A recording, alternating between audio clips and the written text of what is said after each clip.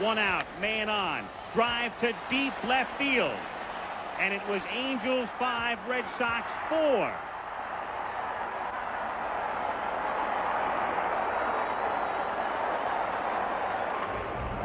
Then 2 out, 2 strikes, man on. Henderson at the plate. To deep left. And the Red Sox had the lead again.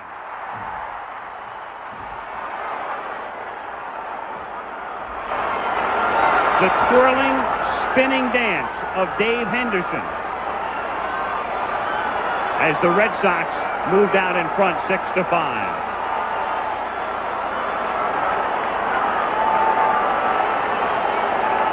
But we were barely halfway through the drama because Rob Wilfong came up in the bottom of the 9th inning and hit this Joe Sambito pitch into right field. And Rupert Jones, the pinch runner, with a great slide, barely touching the plate with his left hand to tie the game.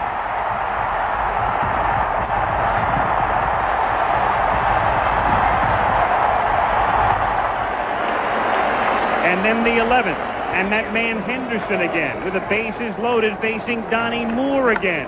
And a drive to center. Caught by Pettis deep enough to score Baylor. And Boston led 7-6.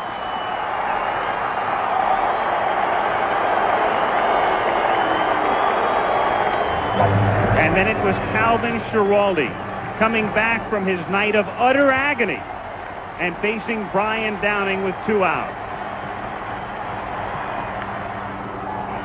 Dave Stapleton, the first baseman, sending the series back to Boston.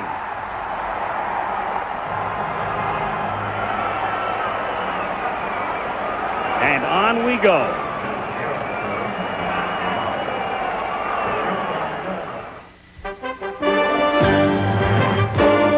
ABC Sports presents the 1986 American League Championship Series.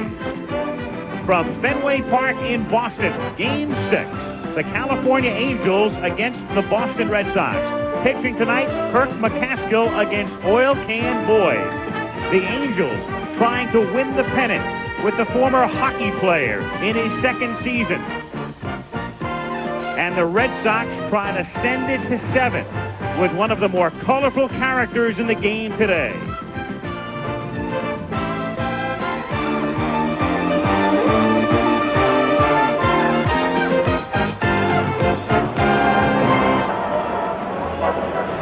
A lot of rain in Boston this morning. Cloudy day, but tonight, fine. Teams took batting practice, infield, everything proceeding on schedule. The game will start on time. Fenway Park filling to capacity. 48 hours ago, it didn't look like we'd be here, but sure enough, here we go, Game 6. I'm Al Michaels. If ever a championship series needed an off day, this is the one. Everybody needed yesterday just to regroup. The Red Sox flew out on a red-eye charter Sunday. The Angels flew in yesterday. And we're ready now to see if the Angels can win their first pennant ever or whether Boston can send it to a 7th game. And we can start at the top by telling you Wally Joyner is not here. He was expected to join the team, fly with the team, but the bacterial infection is still with Joyner, who is in Southern California and not in Boston tonight. But let's, before we get to Game 6, reflect back upon Game 5. And Jim Palmer, now that you've had about 48 hours to think back, your thoughts about what we saw Sunday. Game is still amazing in my thoughts as it was on Sunday afternoon, and I suppose it really brings back memories. I was in that situation before where you're down to the last pitch or really the last out and you come back. But the big thing, when you reflect, I think, Al, is the fact that basically California is very unhappy to be here and the Red Sox are delighted. So I think it gives them a little bit of edge in that respect, even though they are trailing 3-2. Boston has to win 2 straight. The Angels only have to win 1 of 2. Now, what about the mood of the California Angels? Who better to assess that than number 44, Reggie Jackson? I spoke with him earlier.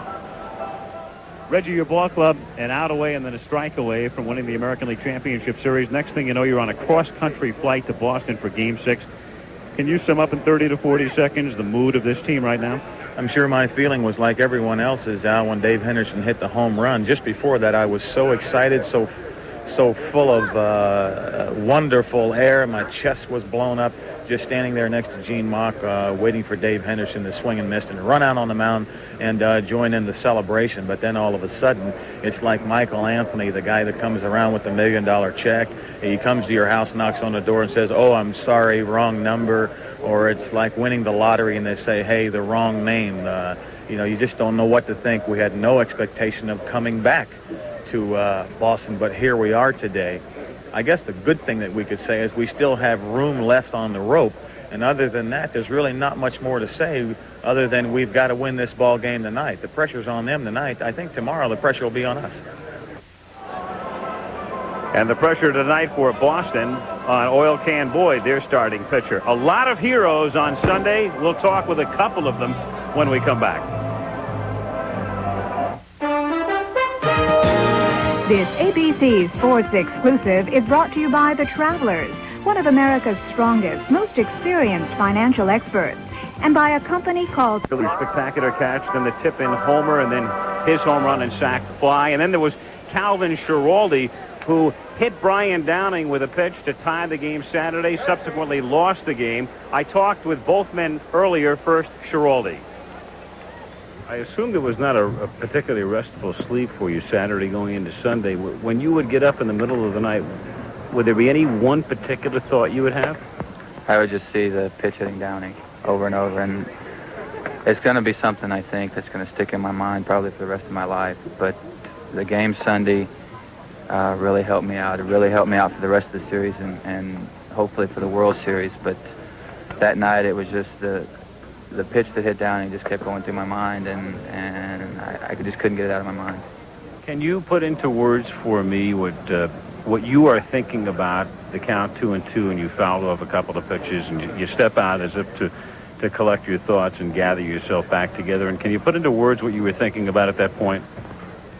Well, you have to remember I haven't been hitting that much. I've just been going out for defensive and maybe getting one at-bat a game, and I really didn't have a clue up there, really, and I wasn't really sharp, so I had to step out of the batter's box to try to give myself a chance to put the ball in play.